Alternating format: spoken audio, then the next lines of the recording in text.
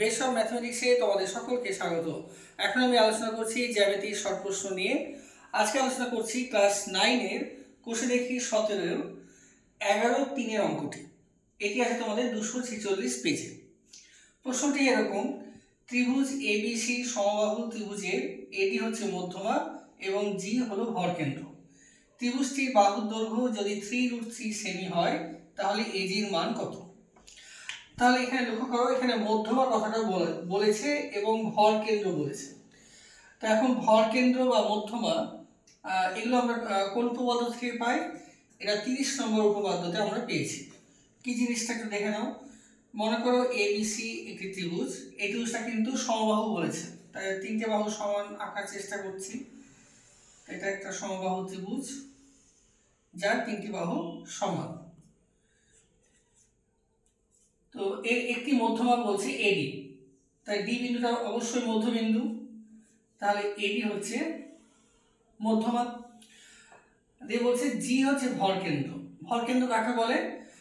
30 নম্বর উপপাদ্যে আমরা শিখেছি যে ত্রিভুজের তিনটি মধ্যমা আছে এবং তিনটি মধ্যমার ছেদ বিন্দুকেই বলা হচ্ছে ত্রিভুজের ভরকেন্দ্র। তাহলে এটা একটা মধ্যমা। এই এখানে যদি আমরা একটা বিন্দু ই নিই তাহলে এ একটা মধ্যমা, আবার এখানে যদি এফ নিই তাহলে সিএফ একটি মধ্যমা এবং ছেদ করছে এখানে, অর্থাৎ এটা হচ্ছে তোমার ভরকেন্দ্র। আচ্ছা, এবার এই 30 নম্বর উপপাদ্য যখন আমরা করেছিলাম তখন একটা সূত্র আমরা জেনেছিলাম যে এই ভরকেন্দ্র এই মধ্যমাকে 2:1 অনুপাতে বিভক্ত করে শীর্ষবিন্দুর দিক থেকে, অর্থাৎ এজি জিডি সমান 2:1। এই যে এজি জিডি 2:1। একই রকম ভাবে এই জি বিন্দু এই সি এফ মধ্যমাকেও 2:1 ভাগ করবে, অর্থাৎ এটা হবে 2, এটা হবে 1, এইভাবে। কিন্তু আমাদের কাজ হচ্ছে এই এডি মধ্যমাকে নিয়ে। তাহলে আমরা এটা এটা দরকার নেই আমাদের, এটা মনে করো নাই, এটা বোঝানোর জন্য লিখলাম। তাহলে মনে করো এটা হচ্ছে তোমার জি হচ্ছে ভরকেন্দ্র। আচ্ছা, এবার এখানে কিন্তু এই যে এডি মধ্যমা বললো, কিন্তু সঙ্গে সঙ্গে বলেছে এটা একটা ত্রিভুজ। আমরা জানি যে সমবাহু ত্রিভুজের এই মধ্যমাটা আসলে সমবাহু ত্রিভুজের লম্ব হয়, অর্থাৎ এটা 90 ডিগ্রি। তাহলে এই এডি মধ্যমাটা সমবাহু ত্রিভুজের একটি উচ্চতা। এবার সমবাহু ত্রিভুজের উচ্চতার সূত্র আমরা জানি। কি সূত্র?